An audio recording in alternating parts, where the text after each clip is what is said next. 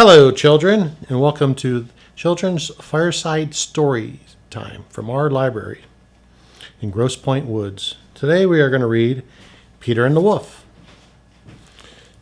It has been retold by Samantha Easton. Peter and the Wolf.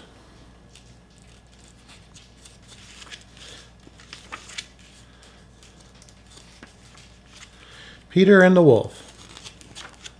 Long ago in Russia, there lived a boy named Peter. Peter lived with his grandfather in a wooden house with a little garden beside it. Surrounding the house and the garden was a high stone wall. On the other side of the wall was a wide green meadow.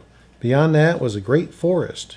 Peter longed more than anything to play in the meadow and explore the forest. Peter's grandfather told him many times that he was never to go beyond the high stone wall and into the meadow.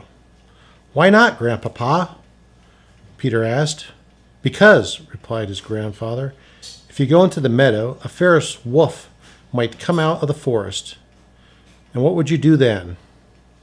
Peter didn't answer, but to himself he thought, if a wolf came out of the forest, I would catch him. One morning, Peter woke up very early. When he looked outside, he saw the sun rising. A little bird was singing in the birch tree outside his window. The bird was Peter's friend, and she chirped to him, "What a beautiful day it is." It was a beautiful day indeed. Peter pulled on his clothes and tiptoed downstairs. Then he ran into the garden. The little bird flew down and perched on his shoulder. "How nice the meadow looks," she sang. Peter peered through the gate. The tall green grass was waving in the breeze. The pond in the meadow was blue and sparkling. It was a perfect day to go exploring. Peter looked over his shoulder at the house. It was dark and quiet. Grandpapa must still be sleeping, Peter thought. Then Peter opened the gate and stepped into the green meadow. In his haste, Peter neglected to shut the gate, and the duck followed after him. "I shall have a lovely swim in the pond," she quacked happily. She waddled to the edge of the pond and slid into the water. The little bird watched her curiously. Then she flew from Peter's shoulder to the pond. "Who are you?" she chirped at the duck. "What kind of bird are you that can't fly?" "Indeed," replied the duck crossly. "Well, what kind of bird are you that can't swim?" The little bird and the duck began to argue. The duck swam in circles around the pond, quacking and ruffling her tail feathers. Meanwhile, the little bird hopped up and down on the bank, chattering excitedly. Peter laughed and laughed until he saw something sneaking through the tall green grass. It was a cat. Closer and closer she came, creeping along on her silent, velvety paws. "Those silly birds are too close, too busy fighting to see me coming," she thought. "If I'm quick and quiet, I shall catch the little one for my breakfast." Just then Peter shouted to his friend, the little bird, "Look out! Look out!" In the nick of time, the little bird saw the cat and flew to the top of the tall tree. The cat circled the bottom of the tree, staring up at the little bird. "Should I climb up there?" the cat wondered.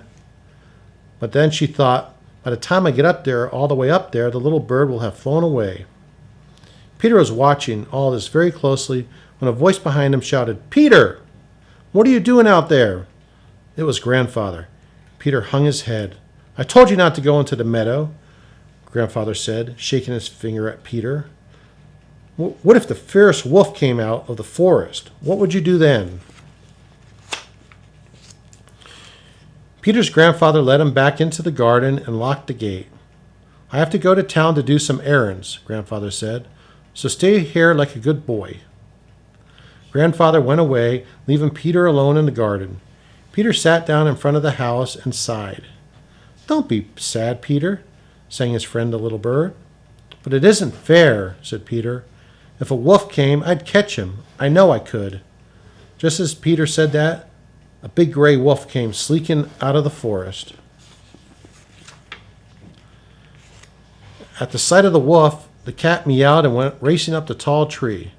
The little bird hopped to the edge of the long branch to get far away from the cat as possible. "Help, help!" quacked the duck, who was still swimming in the pond. She was so afraid she flapped out of the water and went running towards the house. "Oh no!" cried Peter, for the wolf had spotted the duck and was chasing her. The duck ran as fast as she could, but she wasn't fast enough to get away from the fierce wolf. Soon he caught up with her. He opened his jaws wide, then gulped, swallowed the duck in a single bite. After that, the wolf trotted over to the tall tree, and he prowled around it, staring hungrily at the cat and the little bird.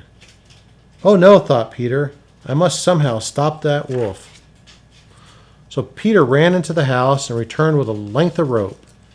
Slinging the rope over his shoulder, he climbed the high stone wall. One of the branches of the tree reached over the wall, and Peter scrambled across it to get to the tree. The little bird immediately flew to Peter and perched on his shoulder. The frightened cat scampered to him too, and climbed into his arms. Now the little bird was very uneasy about the cat being so close. "Please," Peter said, "won't you both try to be friends?" So the cat apologized to the bird and promised never to chase him again. The three of them stared down at the wolf. "But what shall we do?" said the little bird. "I have a plan," said Peter. Peter whispered into the little bird's ear, "Quick, fly down to the wolf and circle around his head. But be careful that he doesn't catch you. And the cat and I will take care of the rest." So the little bird flew down to the wolf. She flew all around his head, flirting this way and that. The wolf snapped furiously at her. Snap, snap, but the little bird was too quick for him. He could not catch her. Meanwhile, Peter made the rope into a lasso, which he gave to the cat. So she took it into her mouth, and while Peter looped the loose end around the tree branch, she crept down the tree with it, closer and closer to the wolf. The wolf was too busy trying to catch the little bird to notice Peter and the cat. Soon the cat was close enough to slip the lasso over the wolf's tail. Then Peter pulled on the rope as hard as he could.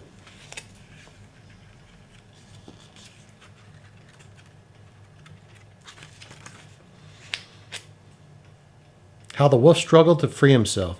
Every time the wolf jumped, Peter pulled the rope and raised the wolf higher into the air. Just then some hunters came along. They had been following the wolf's trail. When they saw him, they began to fire their guns. "Please don't shoot," Peter cried. "My friend and I have already caught the wolf. Now we'd like to take him to the zoo. Will you help us?" "Certainly," said the hunters, who were very surprised that such a small boy as Peter had managed to catch the wolf. So they cut the wolf down from the tree, tied his feet to the pole, and set off for town. What a procession it was! Peter was at the head with the little bird perched on his shoulder, and the cat strutted behind him. Then came the hunters carrying the wolf. Peter's grandfather met them and joined the procession too. "Harumph," said grandfather as he went. So Peter caught the wolf.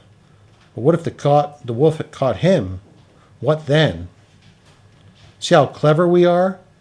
the cat said to Peter. "Yes," chirped the bird. "See what Peter and I caught? How clever we are." "Don't forget that I helped too," sniffed the cat. And if you listen very carefully, you could hear the duck in the wolf's stomach. As the wolf hung back and forth on the pole, she quacked, "Let me out! Let me out!" Finally, one of the hunters slapped the wolf on the back, and she popped out, to the joy of Peter and his friends. The duck ruffled her tail feathers and quacked loudly. "Hooray for Peter, who caught the wolf!" "Hooray!" meowed the cat. "Hooray!" chirped the little bird. "Hooray!" said the hunter, and even grandfather too. "Hooray!" said Peter. "I knew I could catch the wolf." The end.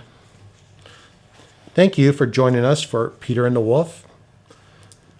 Come back again and visit us at the Children's Fireside Story Time from our library in Grosse Pointe Woods.